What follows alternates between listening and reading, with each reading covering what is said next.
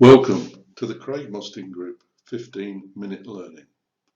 IT training designed for the Craig Mostyn Group by TIOMS. In this session, we're going to look at using Microsoft Excel slicers, which will enable us to explore data that we already have.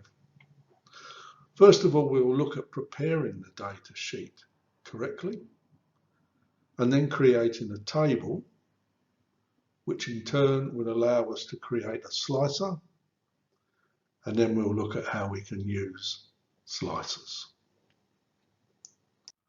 First of all, we need to ensure that we've organized the data correctly. Now, we've talked about this previously in other Excel sessions, but it is well worthwhile covering this again. So first of all, with our data, we need to have it perfectly clean in the rows and columns. That means we don't want any spaces anywhere. We don't want any merged cells. We don't want any summaries like subtotals or totals or anything like that. We can have all those things later somewhere else in the workbook, but where we make our data, we just keep that clean. The second point about the data is that we don't bury the information in a single cell. And what I mean by that is we have here, for instance, four-wheel drive in a column and colour in a column. That means we can mix and match and sort and filter on those two items. But if we had black four-wheel drive in one cell, blue four-wheel drive in another cell, white four-wheel drive in another cell, then we've locked that data. We can't work with that in the same way as we can when they're in separate columns. So look at your data and look how you can split it up into individual items and go down to the lowest level possible. And then just ensure you've got the raw data. You don't need to format it or do anything with it at all. Data with a heading across the top. Ensure that the data is clean. The most important thing you can do when building a spreadsheet. The next thing that we need to do in preparation of creating sliders is to turn our spreadsheet data into a table. Now, for demonstration purposes, I'm doing all of these in separate tabs. This isn't absolutely necessary, but it is quite useful to do it that way, particularly to show you the breakdown of each part of working our way towards a slicer. So this is the data we looked at just now.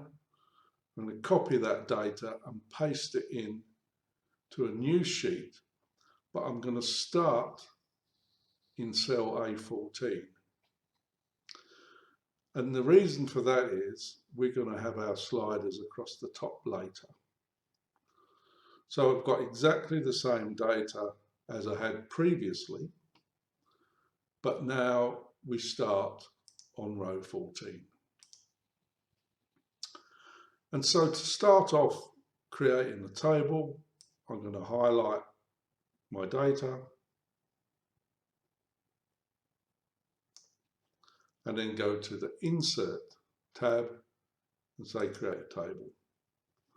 And it says, where's the data? I've already told it that by highlighting it.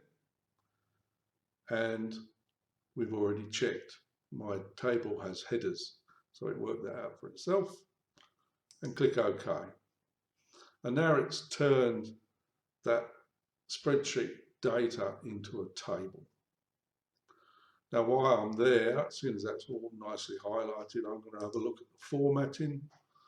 And this is a nice format, I think, for today. I'm going to choose that one. And I've formatted my table. Now, we've talked about tables previously in the Excel session, so I won't go into great detail about them now. But do remember, when you're working in a table, it will keep all of the formatting and any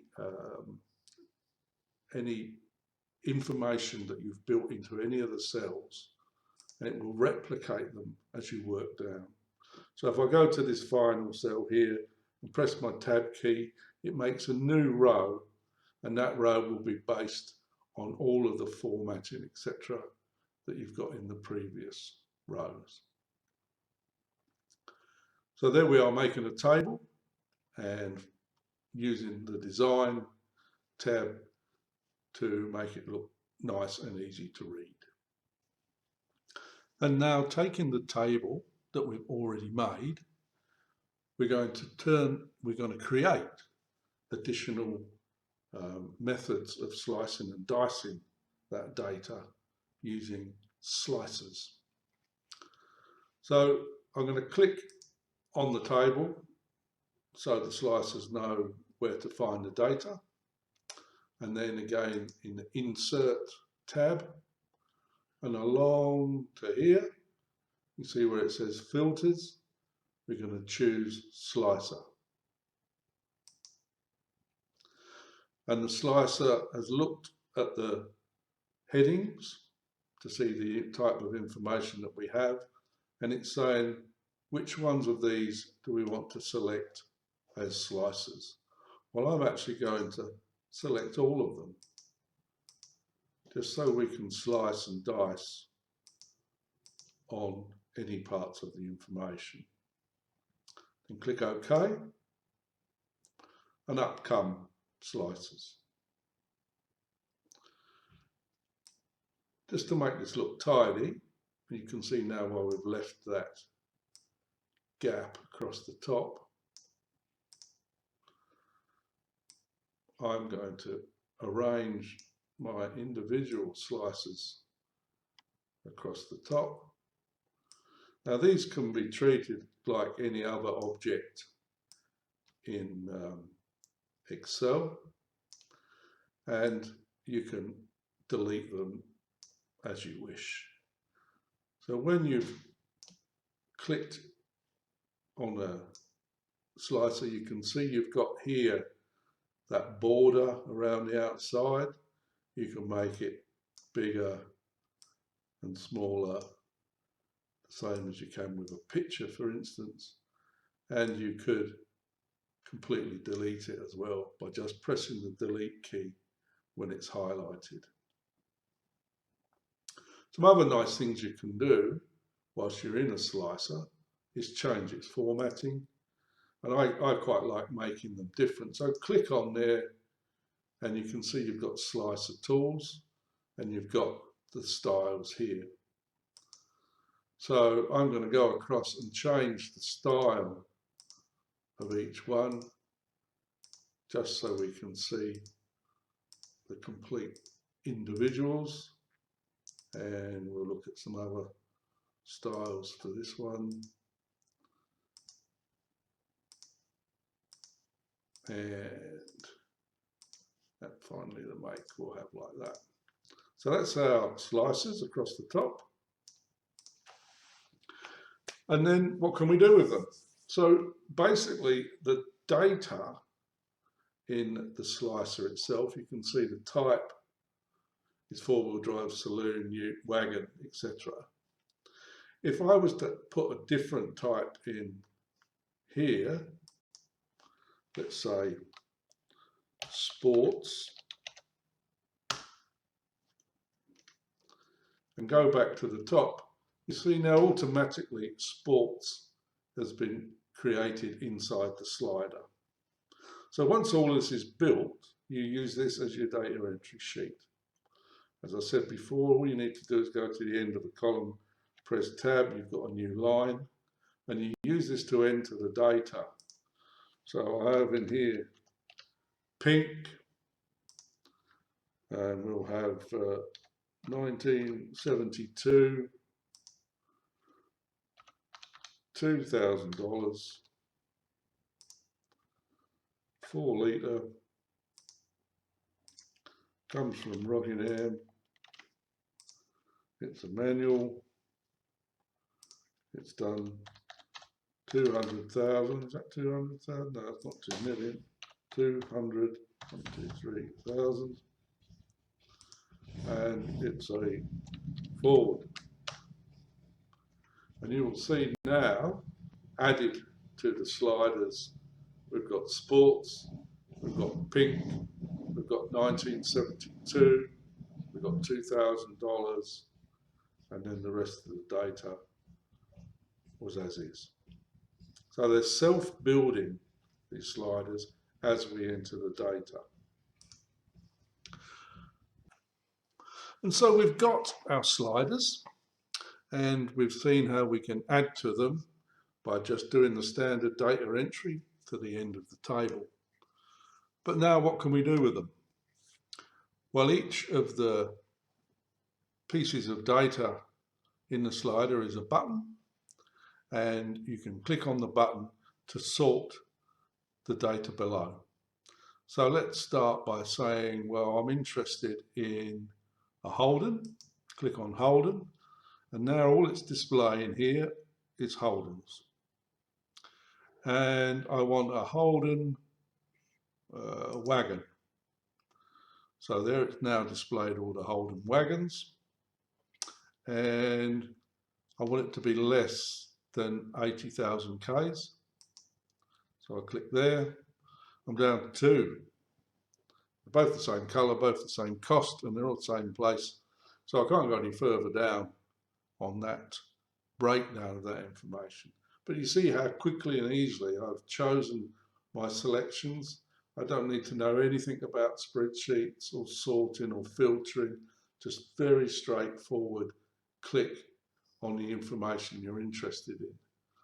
So this can be very good for complicated data and to use for people that know nothing about that spreadsheet and all they want to do is pick some data out of it.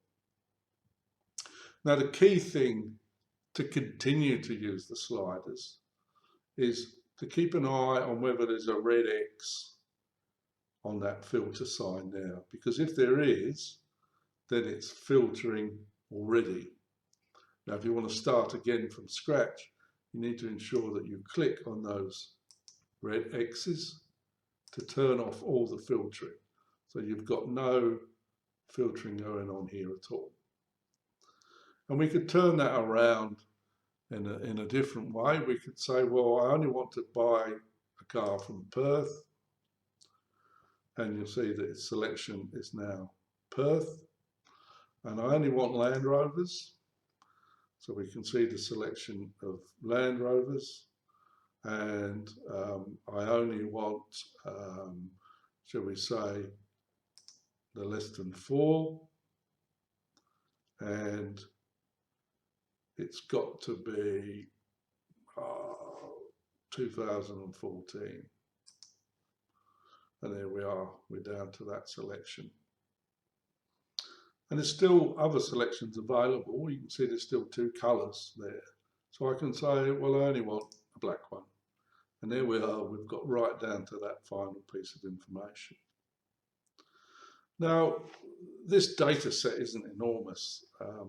And you might be saying, well, we could look through the data and find that information. But what if there was thousands of rows of information there? And there may be 20 or so different options for each of the sliders you've got. How quick and easy is it just using the sliders to quickly go through all of your data? You might simply say, what have you got less than 2,000? Pop, you've only got 1.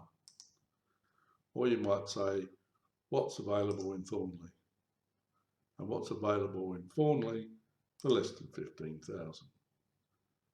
Very quick, very, very good way of analysing your data and presenting it in a very visual manner. Now remember I mentioned earlier that each of these sliders are objects. You could, if you wanted to, add a new sheet and use this as a type of dashboard. So you could pick a slider or 2, put that one in there, And we'll have another slicer in there, like that. And they still will work on that data. So if I click on four-wheel drives, that's not a good one because there's lots of them. How about saloons? If I click on saloon, we can see I've only got Fords. If I click on sports, there's only Fords. Utes, there's all of them. Wagons, there's only those. So you could make a nice little dashboard without even looking at the data at all. So simply create your table, click on your table, insert slicer, and away you go. And finally, one quick tip is that you don't only have to choose one item from each slicer. So if I chose four-wheel drives, but I was also interested in utes, I can hold down the control key on the keyboard and click ute, and it will select that as well. So you can see now my selection is four-wheel drives and utes. And they've got to be white or black. So hold down the control key and selected black. They've got to be either $15,000, then hold down the control key, or $20,000. And finally, they can be Land Rovers or hold down the control key, Holdens. And there we are. So I've got my type, four-wheel drive and ute, and all those other selections built into the slice and dice. Thank you for completing the course. Now please take a couple of minutes to complete the questionnaire. This will allow us to see how you're getting on with the courses, and it will allow you to provide information to us on what you would like to see in courses in the future. Thank you again.